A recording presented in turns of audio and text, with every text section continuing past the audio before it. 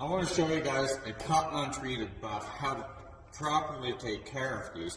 See how like the fibers are all starting to come off and they're all twisted with burn-on rouge and aluminum. So the more stuff that's on the fibers, the more hashy marks you'll get. So you're going to need a rake first step.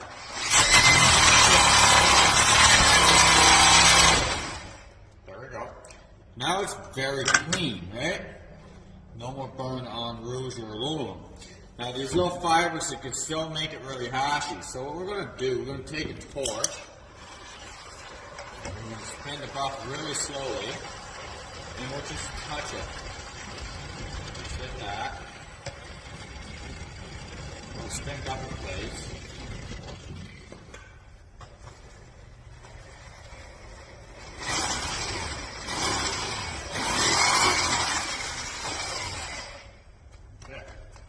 And then you just make sure it's all off. There we go. So it needs a little bit more attention on the sides. Now because it's cotton, it doesn't melt, so it doesn't make it harder. It's just going to break it off. It's going to burn off those little fibers. Same thing as if you would have jeans, the little fibers taken out. You take a lighter and take it off. Basically same idea.